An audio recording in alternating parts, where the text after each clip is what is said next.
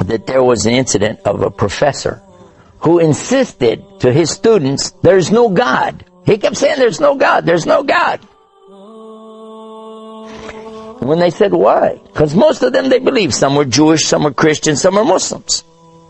He said, if I don't see it, if I don't hear it, if I can't feel it, if I can't taste it, if I can't smell it, it doesn't exist. And if it doesn't exist, I don't believe in it. It's as simple as that. Yusuf Estes.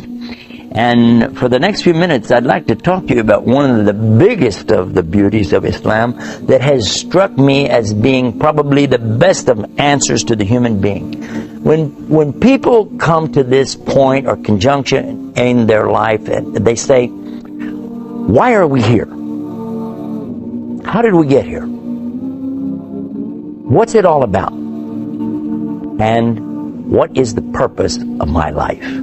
And that's what we want to talk about on this episode of the Beauties of Islam. What is the purpose behind everything? First and foremost is to establish that there is a God. Now, we have done a number of programs about that to prove, even scientifically, beyond any shadow of a doubt, Allah exists. There have been scientists who have also come to this same conclusion. But then there are always going to be those who will say that, yes, but according to my logic, I don't understand.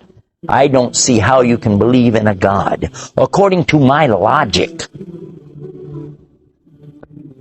In our other programs, we've discussed this too. But human logic only goes so far. According to the human logic, just 500 years ago, most of Europe was convinced the earth was flat.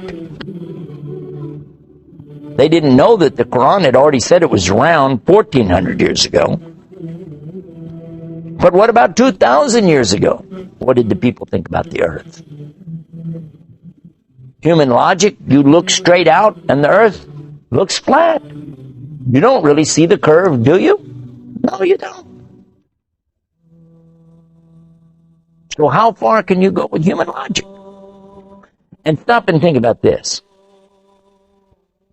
According to our logic, if we had to use just this and not know some of the scientific discoveries, there are a lot of things that, well, just wouldn't work. I remember, okay, for instance, when I was going to school many years ago, they told us according to the aerodynamics of the bee. Now we're talking about a honeybee, you know, little bee, right? Nahl, they call him in Arabic. And this little guy, he's kind of fat, kind of big, and he has tiny wings on him. And they said, according to their logic, according to the aerodynamics that they understood of flight, the bee can't fly. I said, the bee can't fly. I was a little boy. I was thinking, the bee can't fly according to your books, according to your teaching, according to your aerodynamic design. A bee can't fly. I said, it's a good thing the bee can't read, because if he read the book and found out he couldn't fly, he'd have to walk to all of the flowers. Human logic? Human logic is nothing more than a reflection of the current mode of thought of the day.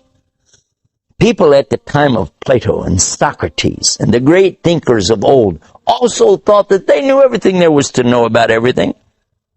But if you want to insist on human logic, I will allow that in our conversation simply because it's logical. And at the same time, I'm going to ask you a question. Who is it, in fact, in the very beginning that came out with this concept of logic anyway? Human logic, the brain, the way we rationalize things, the way we understand things came about from who? The very people I just mentioned. Socrates, Plato, those thinkers. And guess what? You want to accept that? Do you accept it? Yes, yeah, they came out. They were the great thinkers. They were the great theologians. Good. Did you know that each and every one of them came to the conclusion there is God? So you want to talk about that? Well, they said it.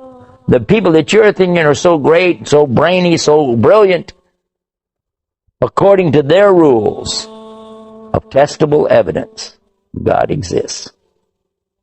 Now, what are you going to say now? So it wouldn't be logical now for you to deny that, would it? If you're going to say I use logic, well, logic says God exists. Now what are you going to say?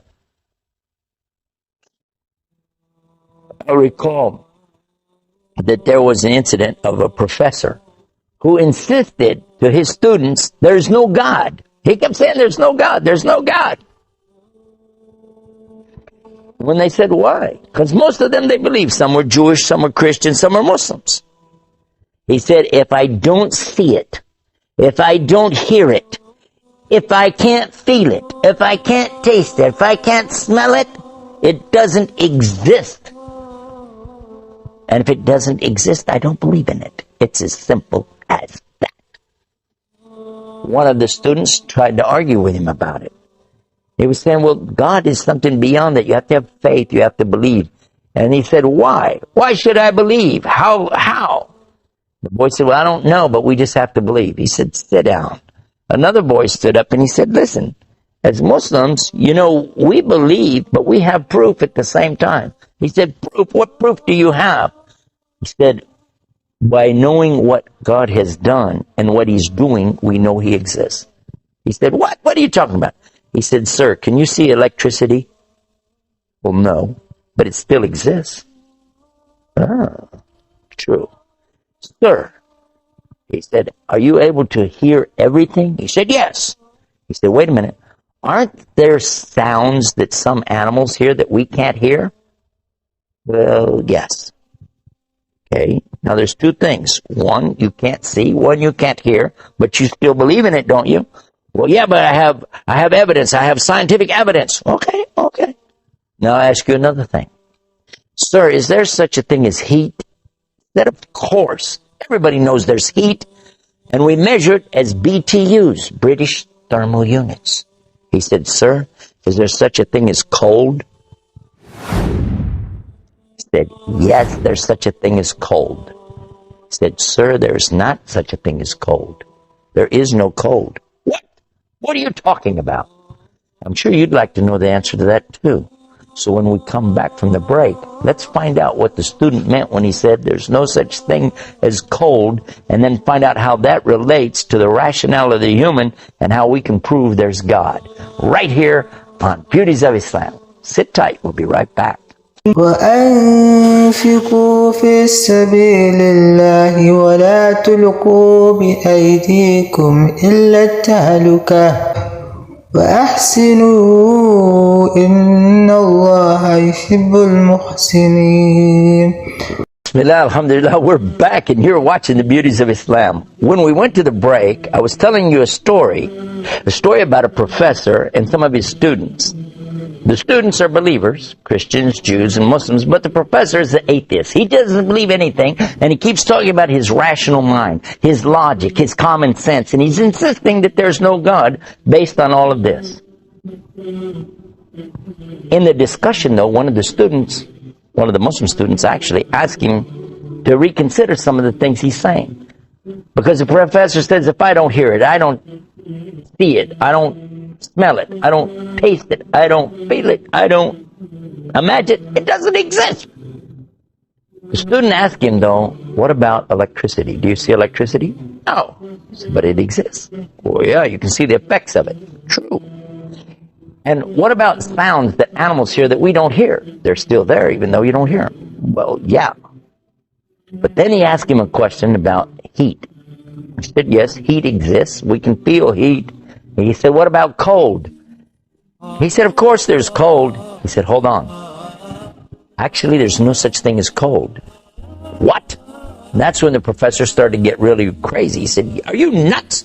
Of course there's cold. Don't you know what it is to be cold? You go outside and it's cold outside and you... He said, sir, that's a concept that we have of our feelings, of our skin temperature. But in fact, there's no such thing as cold. There is only the existence of heat. Because there's an absolute for cold, 452 degrees Kelvin. And below that, there isn't anything colder. That's absolute.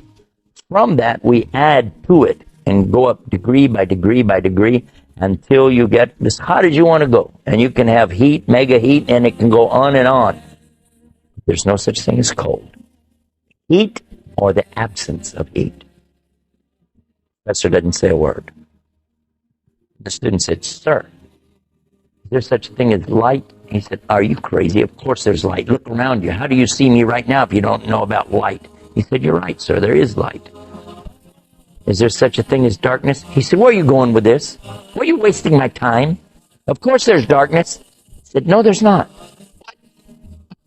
If you turn off all the lights and the sun's not up, you're going to be in the dark, yes or no?" "Sir, there actually is no such thing as darkness. There is light. But when there is no light, we call it darkness." "What?" "Sir, listen. You can bring light in all forms. You can have candlelight, light from a match, flashlight. You can have megawatts of light, big lights of all kinds. But when you have no light at all, you call it darkness, but in reality, it's still nothing more than what? Absence of light." The professor says, "Yes, but still I don't see your point." He said, "Okay, listen. You're saying because you don't see something, you don't hear it, you don't smell it, you don't taste it, you don't feel it, you don't imagine it, it doesn't exist." He said, "That's right, and that's what I believe, and now I'm always going to believe that." "Okay.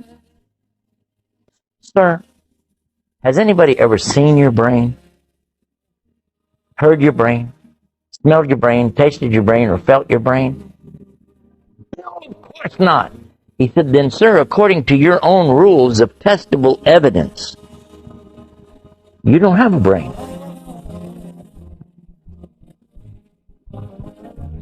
And this is what happens, you see, when a human being tries to take their logic too far.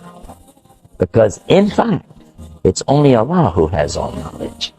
And Allah gives us from that knowledge, and He takes away from that knowledge. When you're born, you start out zero, and Allah begins to give you knowledge. And if you thought that you're the product of generations upon generations of people learning by trial and error, that's totally and completely incorrect.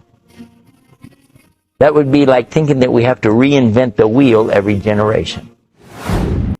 We do learn from past mistakes. We do learn what's in front of us to take advantage of it. But just as we would not accept that you have to reinvent the wheel in every generation, you also don't have to reinvent thinking. There's so much more about this subject. We've got a website all about this. And on the website, you can watch scientists, 9 different scientists who were exposed to the teachings of Islam. They understood the Quran and then applied these teachings to their own particular disciplines of science. And they each one concluded, just as the great philosophers of logic did centuries ago, there must be a God. And you can see those videos on our website at beautiesofislam.com. Till next time, peace be upon you. Assalamu alaikum. Are you driven by curiosity about the core beliefs of Islam and Christianity? Does the thought of understanding these two major world religions intrigue you? Well, today we delve into the scholarly insights of Ahmad Deedat, whose enlightening perspectives will guide us through this journey of religious exploration. Our exploration begins with the book, Islam and Christianity, The Choice. Penned by Ahmad Deedat, it's an invitation to open your mind, challenge your preconceptions, and gain a richer understanding of two of the world's most followed religions. The book is available for purchase on Amazon. You can grab a hardcover copy for just $18.50, or opt for the paperback version at $29.95. So why wait? Click on the link in the description to buy your own copy today. Embark on this enlightening journey and broaden your understanding of Islam and Christianity. Remember, the journey of 1,000 miles begins with a single step. In this case, that first step is turning the page. Why wait? Click on the link in the description to buy your own copy.